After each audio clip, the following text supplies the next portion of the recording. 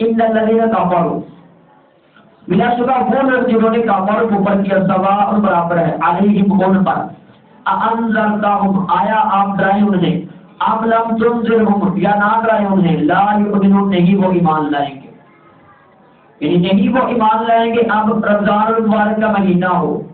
اس میں بھی کوئی بندہ نماز بھی نہیں پڑھتا، روزہ بھی نہیں رکھتا، زکوٰۃ بھی نہیں دیتا، جمعہ بھی نہیں پڑھتا ہے، اب وہ بندہ مطلب اس کی زندگی میں ہزاروں رمضان المبارک بھی ہیں، اس کو کیا فائدہ؟ اس کو تو رمضان کی برکت سے کوئی فائدہ نہیں ہے، جنت کے دروازے کھلنے سے کوئی فائدہ نہیں ہے اس کو، نبی کے آنے کا اس کو کیا فائدہ ہوگا، قرآن کے نزول کا اس کو کیا فائدہ ہوگا، اللہ رحمان رحیم کا اس کو کیا فائدہ ہوگا؟ اس نے کوئی فائدہ اٹھایا ہی نہیں، انکار کر دیا۔ ان الذین کفروا، بلا شبہ وہ لوگ جنہوں نے انکار کر دیا۔ یہ جو 5 آیتوں میں اللہ نے بتایا متقین کی صفات، جنتیوں کی صفات، ایمان والوں کی صفات، تو ان کا انکار کرنے والا کافر ہے۔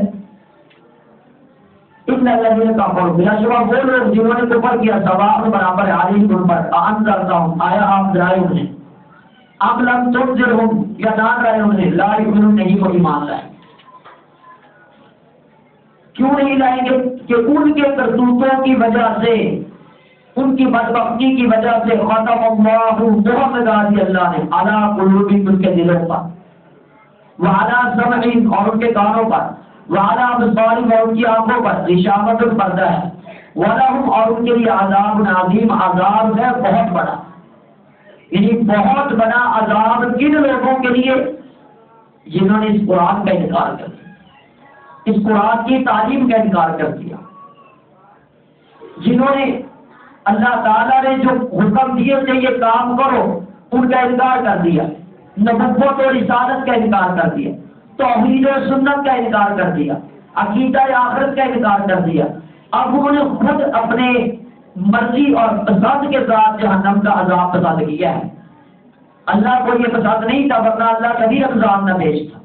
اللہ کو یہ پسند ہوتا تو رحمت للعالمین کو کبھی نہ بھیجتا،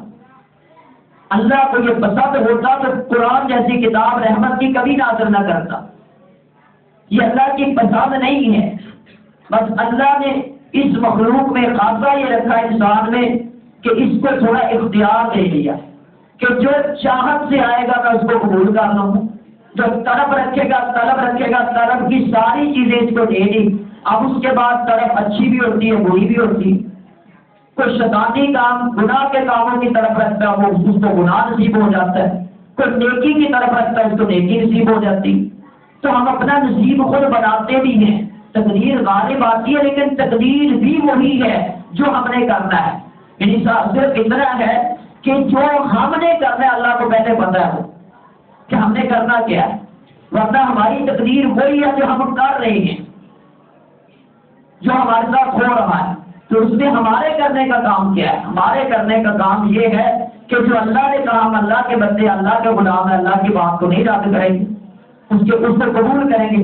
یہ کریں گے تو تقدیر بھی اچھی ہو جائے گی، عمل بھی اچھا ہو جائے گا، رحمت کے دروازے بھی کھل جائیں گے، ہدایت بھی مل جائے گی، خوش بختی بھی مل جائے گی۔ اگر یہ کرنے کا کام ہم نے کیا ہی نہیں اپنا،